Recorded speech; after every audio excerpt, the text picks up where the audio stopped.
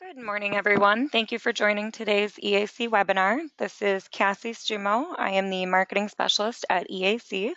Today, we will be talking about how you can accelerate your piping and cabling design process with Creo PCX. We will begin today's session with an introduction of EAC, and then Bill Schlund, our technical account manager, will be taking over. This session is being recorded. Unless there are any technical difficulties, then everyone will receive a replay after the webinar. Please feel free to drop any questions in the chat and we will answer them after the presentation. I do see some familiar names, but for those of you who don't know who we are, I'll start off with a quick introduction to EAC. Our mission is to transform the way companies design, manufacture, connect to, and service their products.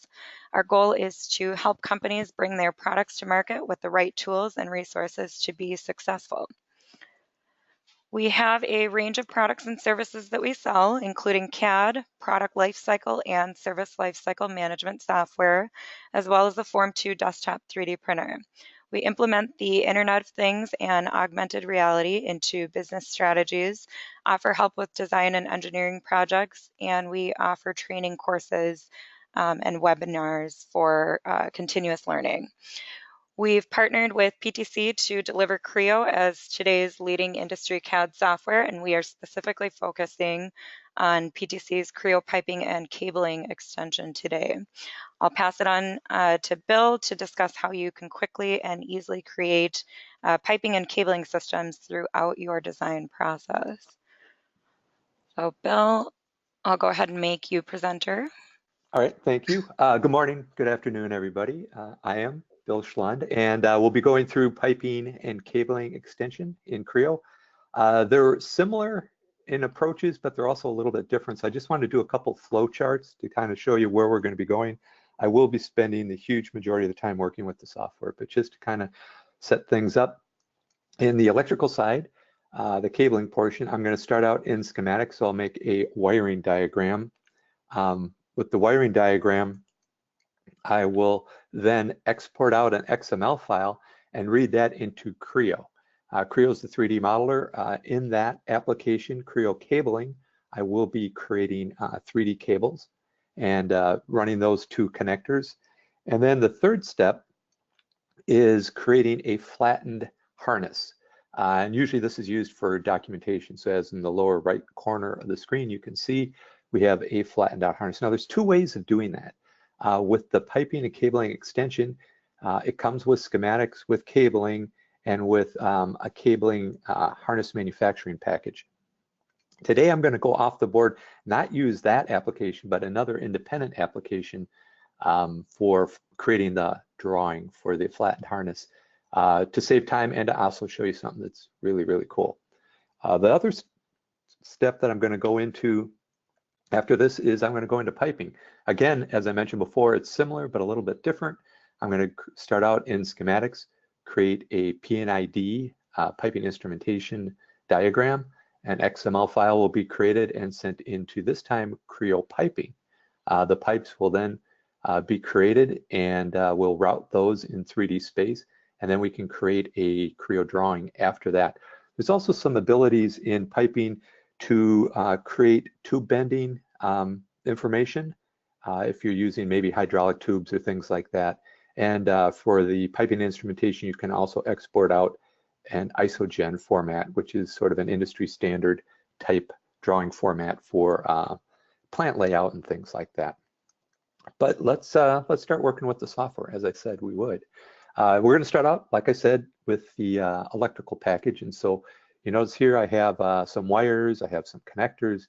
So some things are already in place, and we'll be adding to that. I also have a table here of the different wires, where they start, what component they start, and what port, and then what component they go to, and what port. But let's work with the software a little bit and see how that works. Schematics is an independent package, so it runs outside of Creo Parametric, so it's standalone. What I'm going to do is, let's just look at a couple of these wires. If I right click on one of those and say, let's look at its properties, there's information about these wires. It's a 10 gauge wire, it's green, There's some mechanical information in here, minimum bend radius, so that's how stiff the wire is, how sharp can I bend it, and also the thickness of the wire, what's the diameter. So when this does get to 3D, it will make a green wire that has this diameter and this minimum bend radius associated with it. So there's some kind of mechanical properties built in there as well. As far as connectors go, if I were to click on this guy and look at his properties, the one thing that's really important, again, we can add as many non-graphic type parameters in here as we want. Again, that's usually pulled out in bills of materials and things like that. An important one that we do need here is this one right here. So any wires, in this case I have 3 green wires running to this connector. This is the 3D model name of that connector. So when we get into our Creo assembly, it will run 3 green wires into this part right there. So it's a real simple mapping of names basically, and material, or I guess mechanical properties for the wires that allow us to kind of make the leap from the 2D world into 3D. So let's run a couple of wires to kind of see how that is. So just go over here to route, and it's a ribbon interface exactly like Creo.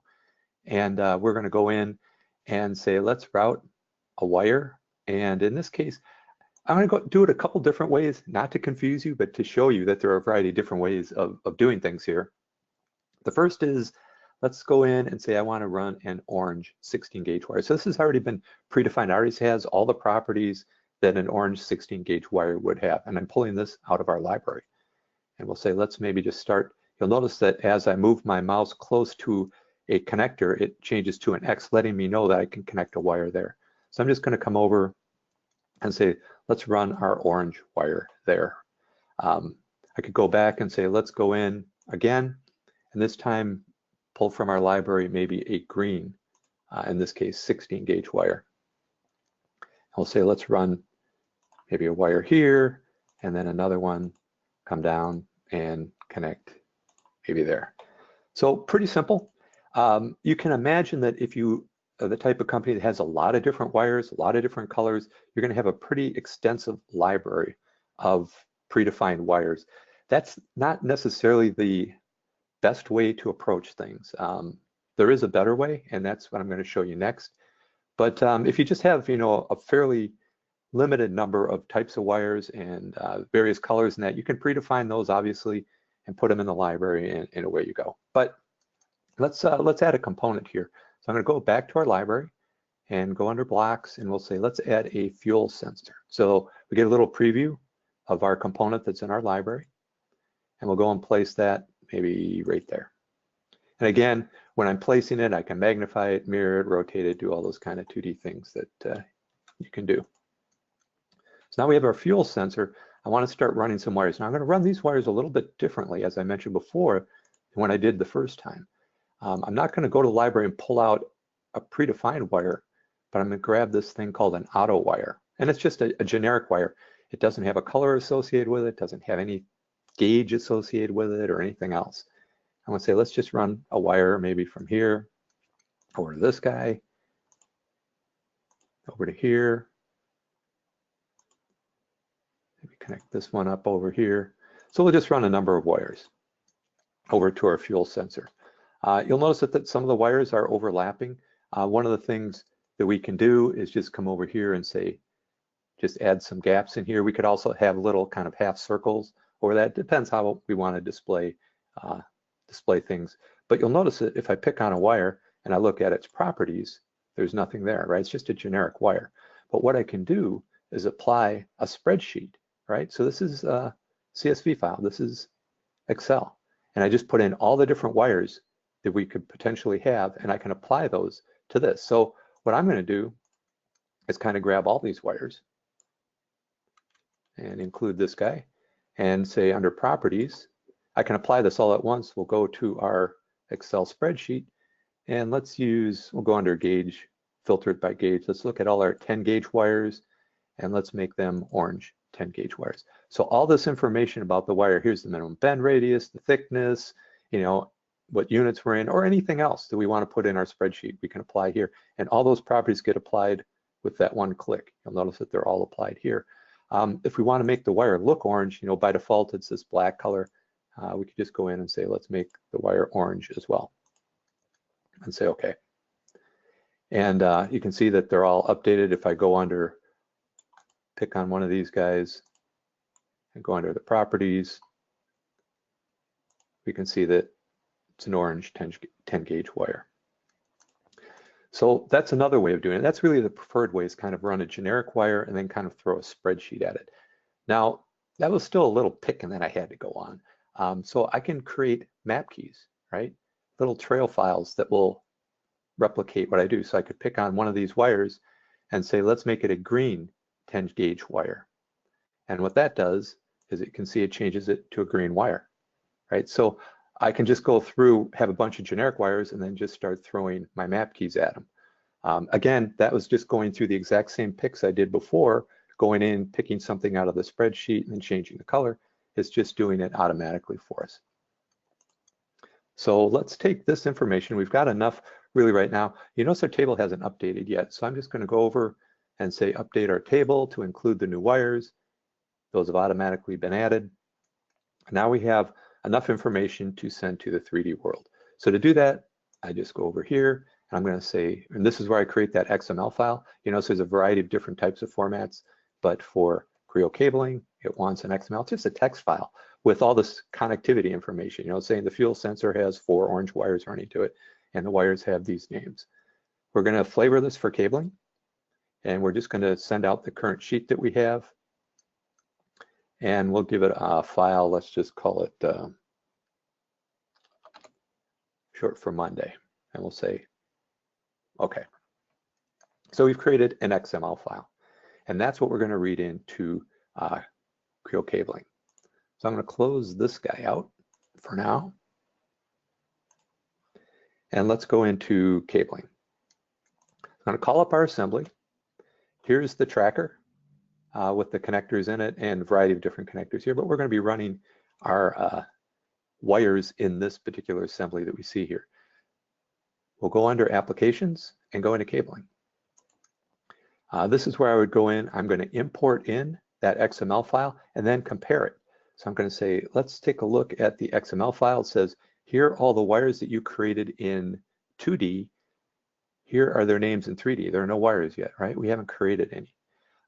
But it's in that XML file, and we can go back and revisit this list later, and we'll see that as they are created in 3D, the representation in this column will appear. And instead of saying the correspondence between 2D and 3D is missing, it'll say it's good, right? There's anything that was done in 2D in our wiring diagram is now represented in 3D as well. So it's just kind of a nice way of keeping track of things.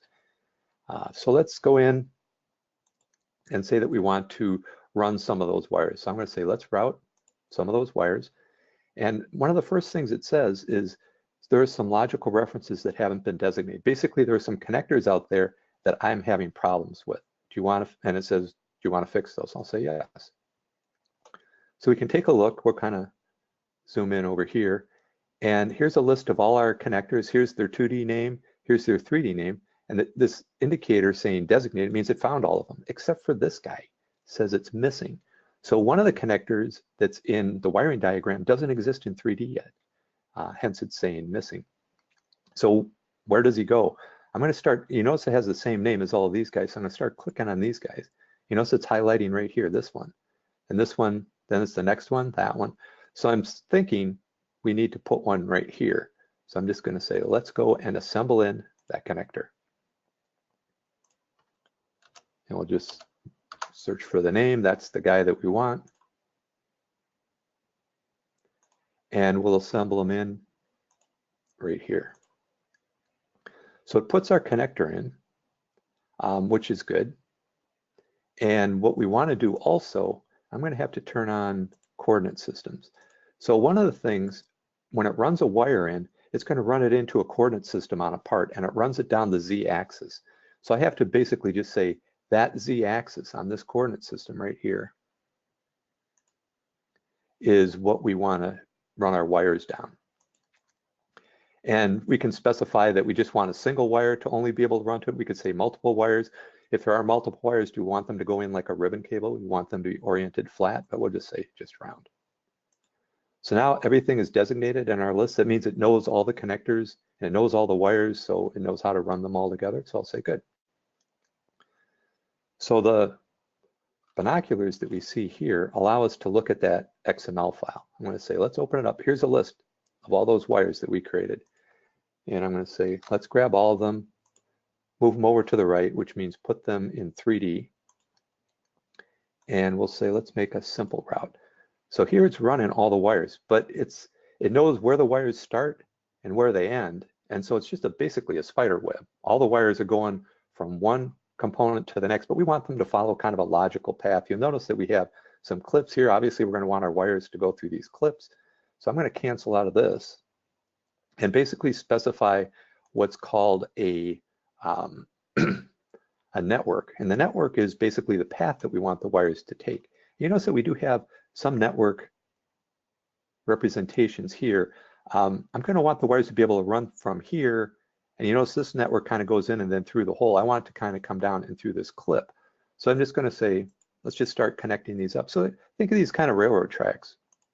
I'm going to say, let's go from there onto this point, and we can say go along that axis. Then we'll say, let's go to this axis and say go along him. You notice it's sketching the line along there. And then finally we can say, let's go over to this guy and connect up to this rest of the network over there. So now we've got a nice continuous line going across our assembly here. And I'm going to zoom in a little bit. And one of the things I can do, you can have multiple networks and certainly branches and all those type of things. I'm going to do something called check continuity. Just is everything connected up? And it comes back and it says there are two networks. And it actually highlights some different colors. There's the blue network here, and there's a black network here. And so it's saying that these aren't connected. And what it wants to do is have them connected, because a wire would be following this path and it just comes to a dead end. So we're going to say, let's connect up these two networks. I'm just going to say, let's just connect this point to this point right here. So you notice now the wires can come out of this connector, follow this path, and then continue on through the clip here. If I check my continuity again, it says everything's continuous, you're good to go. So let's do exactly what I did before. I'm going to say, let's go and route those wires from our XML file. So I hit my binoculars to list them all out. And I'll say, let's grab all these guys and route these in 3D. It runs them all here. We'll say OK, and we'll display those as thick wires. You can see here are all our wires. And here's that one little network that we ran. You can kind of see how he loops out, comes back in, runs around. So that's our first harness. Now we want to create another one, and that was that little fuel filter or fuel sensor that I added with the 4 orange wires. It's basically going to go from back here over to these guys over here. So I'm going to go in and say, let's create a new harness. And the way I think of it is a harness is if I grab one wire and lift it up, all the wires that come with it, that's really a harness. These 4 wires here are all independent. They aren't connected up to any other connectors in the previous harness, so that's why I'm making a separate one. But I say create a harness part. It's just a regular part, just like any other part, except it's not a solid part or a sheet metal part. It's a harness part. And all the wires go inside that part. So I'll say, let's create him. Then I can just come in and say, let's route. So now those wires, these new wires, will be routed in that separate harness, these 4 guys here. And remember, these are those 4 orange wires that I routed there at the end. So I'm going to say, let's route those guys. We can see them routed here. And you can see how this is an independent harness, right? Because these guys are just, it's really just these 3 connectors. And that's what we saw before in our wiring diagram. So now that we have these harnesses created, what we want to do is flatten this out. As I mentioned, there is an application that comes with this called Harness Manufacturer, and you'd go in there and you'd say File and create a new, and you go under Manufacturing and you'd say Harness. You'd pick out that harness, you'd pick on it, flatten it out, add the connectors, put it in a drawing. It would take maybe about 10 minutes, 15 minutes to do that. I want to show you the cool application. So this is called Harness Manufacturing, right? And when I pick on this, it says, okay, I'm going to look at your assembly, I'm going to run it. It sees our 2 harnesses, right? Here's the 2 harnesses that we made. That was this is that little 4 wire one, but we want to run the big one. And the reason I like this application is watch. I'm just going to click this. This right here, this little blue button is called the easy button. I just pick on that. It goes through, takes that harness out, puts it on a drawing, puts a bunch of tables in the drawing. And maybe on this particular view, I'm just going to say, let's maybe make it a different kind of orientation like that. But we can go and look at these tables. We can see the independent connectors, each connector, and these are the different pins and wires that go to those. Here's our flattened out harness, fully dimensioned. So I can just kind of come up here. We can see all the dimensions of that. It's also ballooned out, each component. We can see the listing over here. Again, this is similar to that table that we saw before in the wiring diagram. The only difference is now there's lengths right here associated with each wire because it's been run in 3D space. So now we know exactly how long each wire is. So here's the name of the wire, here's its length, here's where it starts and the port, the connection port that it starts from, and then the component that it goes to and the port that it goes to on that component. So that's what I said before. This is a cool application. One button click automatically flattens it out for you. So that's called Creo harness manufacturing. So that's it for the electrical side of things. I'm going to close out of this and I'm going to go into piping.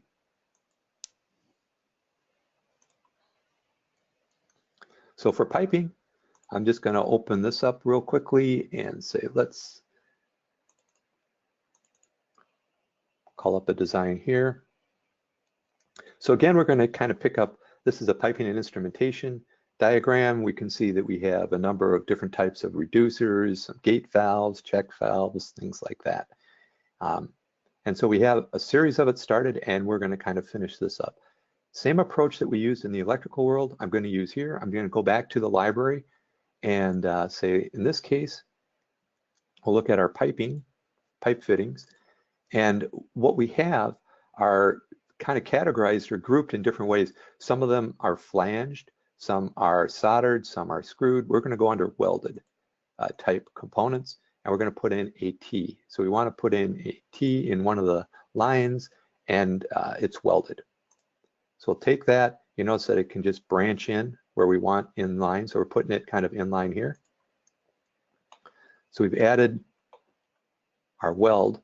One of the things you'll notice right here is this 50A is actually the diameter of the pipe.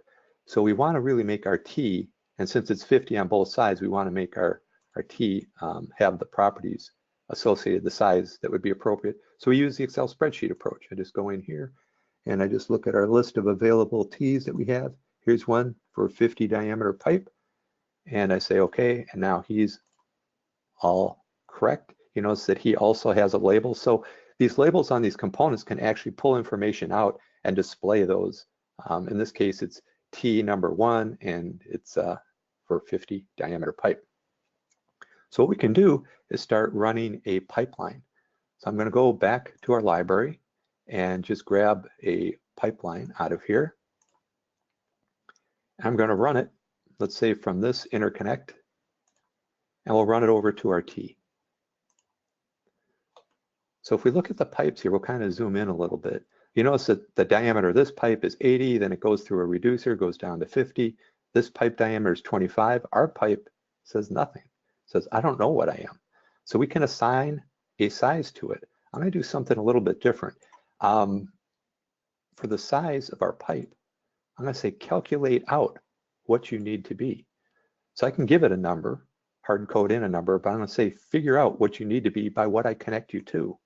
Can't really do that with a wire. You can't put a wire into a connector and say figure out if you need to be a 12 gauge or an 18 gauge wire or something like that.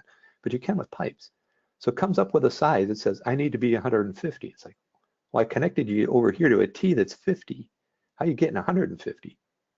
If I go over here to where it started and I look at this interconnect and I look at his properties, we can see that his size is 150. And pipes have a sense of direction. You can always switch them. But I started routing the pipe here and I went to the right and then connected up.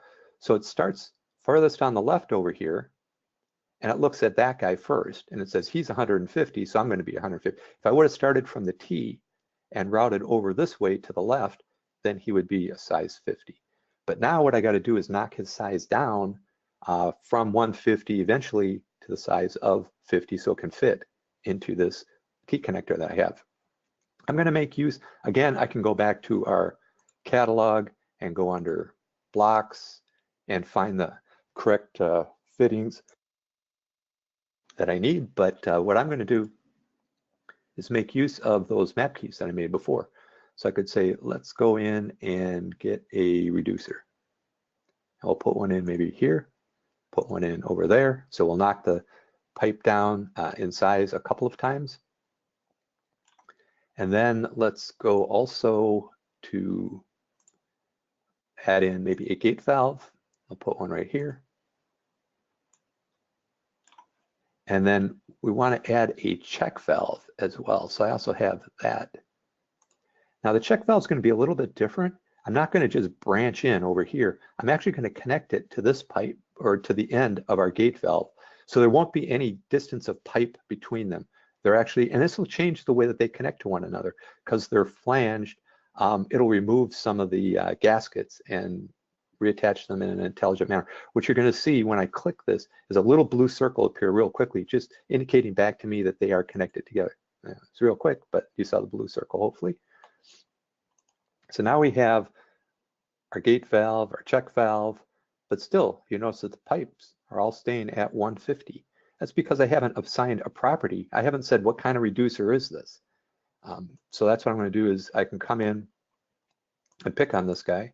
And again, using our Excel spreadsheet, the size of the pipe is 150. So if I narrow it down there, the sizes it can go is from 150 down to, we'll say down to 80. So it's going to go from 150 to 80. We apply that, and we can see 150 down to 80. So now we can come over to this guy, and he will go from 80. And again, I could say maybe my output size, our end size, we want it to be is 50. So 50 and 80 is right this line. Put him in. We say OK. We can update our labels, and you can see the pipe goes from 150 down to 80 and then to 50, right? Because he's calculating himself all the time by what we put in there. Now for these two guys, the gate valve and the check valve, we also have to assign a size to them. Again, just going to our spreadsheet here, we'll say it's 50. Also, another thing that it wants is the valve number. Again, just kind of gives it a unique name, but we'll say let's make him valve number, and we'll kind of move this over a little bit to watch him update. I'll say apply, size 50, valve number 1. Can pick on this guy, and again, same thing, make him a size 50, and this guy will say is valve number 2, or whatever. You know, you can give it a name if you wanted to. So now we have, and if we update our labels, you can see that it's 50 on this side as well. So we have a nice continuous representation here. This is what I want to send to piping. So I'm going to say File, let's export an XML file. Let's go to our desktop, and we'll call it Monday. So it's going to create an XML file called Monday. We're going to flavor it for piping, just the current sheet that we have, and we'll say OK. So that's created our XML file. This is what we want to bring into piping. So we'll call up, here's that assembly. These are the first 3, if we take a look at our schematic here. These are the first 3 legs, leg 1, 2, 3, and we made 4, right? So that's the one we're going to want to run. And we can see that here, legs 1, 2, 3, our 4th one is going to go over here. One of the things we need to do is turn on coordinate systems, just like with wiring. Pipes run to a coordinate system. They start and end at coordinate systems and down the z-axis. So I'm going to go into applications and into piping. You notice spec driven is checked off here. That means we're going to be getting our information from an XML file and not just making it on the fly. Both the cabling and piping you can create on the fly. When you go to create a cable, it's going to say what's the diameter of it, what's the color of it, what's the gauge, all of that. Same with a pipe. What's its diameter? Is it a bent tube? Is it a flexible tube? In this case, from the XML, all that information is already there. So I'm going to say, let's create a pipe. And you'll notice that it brings up a little thing. It says, open up the XML file that you want to read from. So I'm going to say, let's go to our desktop. Here's our Monday. We'll open him up. And what we want to run is not leg 1, but the 4th one, right? Because the first 3 are already run for us. There we see him in blue. We want to run him. And I'll say, let's designate that. And if we hit the check mark, what it's going to do is going to highlight where the pipe starts. And it highlights this guy right here. So our 4th leg starts at this location. So I'm going to say, let's set the start point of our pipe then, right here. And you notice it picks the right size, right? 150, right? Because all that information is in the XML file. And I'm going to extend him out. And I'm going to extend him out along the Z-axis and out this way, right? So I can just drag out our pipe as far as I want. Now remember, the pipe went to a T, so eventually it's going to branch into this guy right here. But for now, I want him to run right up to here and then stop. So I can just use the kind of modifiers when I'm running a pipe. I can give it an exact, I could measure that distance and type it in here. What I'm going to do is have it kind of put some intelligence in it by saying I want it to run up to where this pipe is, which is right here, and then stop there. So offset yourself like a 0 distance. So now if this pipe ever moves right or left or up or down, this thing will always align to it. If I would have put in a hard-coded number and this pipe moves around, it stays at that hard-coded number. So I'm kind of building in some intelligence into it. So here's our pipe. Again, 150 diameter pipe. Now I can start inserting some fittings. So I just pick on our pipe, say put a fitting in here.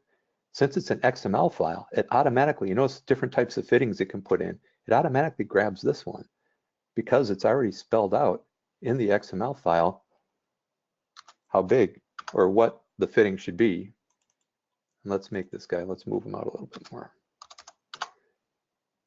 It even shows us it's going into the library, a 3D library, and pulling in. This is the reducer that it's going to put in. Right? So we want to put him in. I'll just say, okay.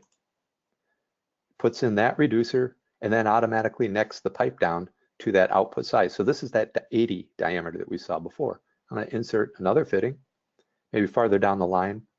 Just kind of drag him, maybe right about there. Again, this is a little bit smaller fitting, and I'll say, okay, that knocks it down to that 50 that we have. Now we can start maybe running this pipe. Well, let's branch him in to there. Now that he's the right size, we can branch him into this guy. So I'm going to say, let's route our pipe, and we'll just branch him into this guy. And we'll make it, it's pretty close. Let's make it exactly 90 degrees. So now our pipe comes in and branches into here. Now remember, there's still the gate valve and the check valve that we need to put in here. So I can just go, and this is kind of a group fitting because they were connected together. But I'm going to say, let's put one maybe right here. And again, it's going to bring in our gate valve from our library. And then I'm going to talk about the placement of it. Kind of puts it in sideways. I'm going to say, let's rotate that 90 degrees. So now he's upright. Then we're going to say, let's add the other check valve, and we'll rotate him as well 90 degrees. And it puts them both in. So you notice by putting them together, it actually took out some of the information and then just put a single gasket between them. So that's what I meant by before when they were grouped together. It kind of put some intelligence in there and how the two connected components would go together. Now, one of the things too is, well, notice this pipe is bent. So pipes can have a default behavior, right? Anytime you get to a corner, and this one, the default behavior is bend yourself. But typically with something like this in a fitted pipe, we'd probably have an elbow here. So we can go in and modify that. I can just go in and say, let's modify this corner. I don't want it to be bent anymore. I want it to be a fitted corner. See here it's saying it's bent. I'm just going to say fitted. When I say okay, it automatically takes our pipe and kind of breaks it off right here. Now, it didn't put in an elbow, but the system is really pretty smart. I'm gonna check this off. If we go and take a look at our pipe, kind of expand it out, right here it says you have an invalid corner. When it was bent, it was perfectly happy. But now we have kind of a broken corner. And you'll notice that it's kind of highlighting it in a little white dot there. So all I have to do is right mouse button and say put an elbow in there. Because it knows it's a fitted pipe, it needs to put an elbow in. And it grabs obviously the correct one from the library that would fit this. Another thing that we need to do is actually put a kind of a big neck flange on the back of this. So I can say, let's insert a fitting onto this guy, and we'll put him maybe at the end. There we go. So now he's in there. Now up in this corner up here, if we look where it branched in, again, we don't really see a T. Remember, that was the very first thing, that welded T that I put in. He's not here yet. So what I'm going to do is go and take a look at the assemblies that we have here. We're going to look at this guy right here, this one. That guy. And I'm going to say, let's activate him. Again, if I look at the list of different connectors we have another issue. Right down here, we select it, puts a little dot right where the T should be, and we'll just say, let's insert a T there. And so it automatically puts the T in, trims the pipes back to that T, puts in obviously the right size T, and now we're good to go. So now we have added, and I'll turn off all these coordinate systems here. Now we have something we can put in a drawing. So I'm just going to go in real quickly, say let's create a drawing for this. And we'll just kind of create it on the fly and take a default name. I'm going to use a template. So this drawing is going to automatically put in kind of an isometric view, balloon out some of the major components, and give us a nice table listing of everything else. So we'll say let's use this template for our assembly we're working on. Pops up our table, balloons out the major components that we have here, and then here's a nice listing of the different elbows and things that we've created as we've been adding those. And again, here's a listing, another table down here of basically the top level assembly and some of the mechanical components that we have here. So pretty easy for using a template to create a quick view and representation all ballooned out with accurate tables. And again, if I were to change the lengths of any of these pipes or move them around, these tables update.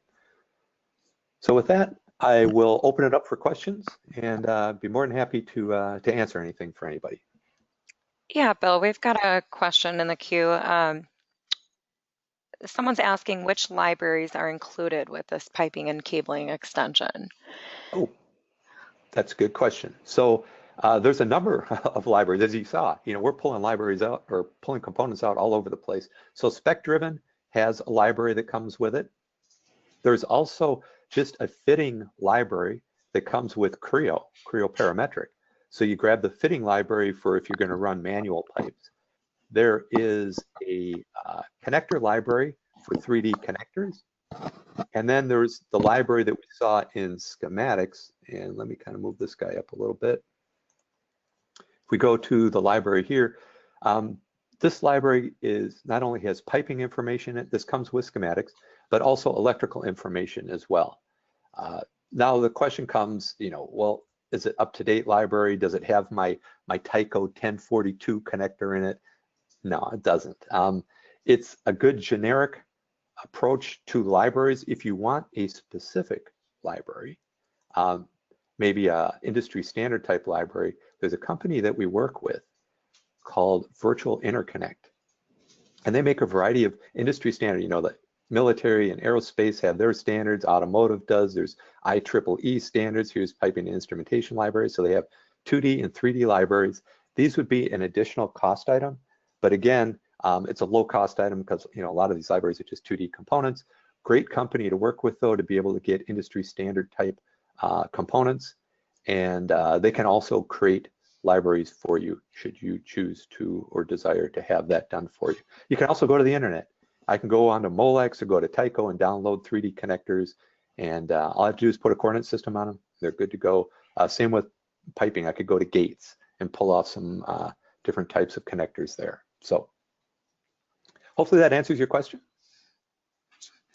Yes. So also, I do want to mention that if anyone on this call does already have a perpetual license of Creo but has not converted to subscription yet, we do um, that would make you eligible for our loyalty program where you could choose 3 of 4 extensions, including this Creo PCX.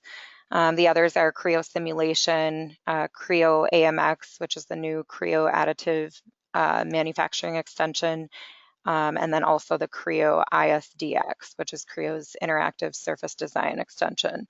We'll also send you the reminder of that discount in the replay email that you'll be receiving later today. But besides that, I don't see any other questions in the queue. So we'll wrap it up unless you have anything else to add, Bill. No, thanks everybody for attending. Hopefully you found this useful. I and our company is more than willing to sit down with you and to go more into depth into any portion of this that you found interesting. Awesome. Thanks so much for joining us on today's webinar on how you can accelerate your piping and cabling design process with Creo piping and cabling extension. We appreciate the time you took to be with us this morning. And like I said, as long as there are no technical difficulties, you'll be receiving a replay of the webinar shortly. So please reach out to Bill or I if you have any questions. Have a great rest of your day.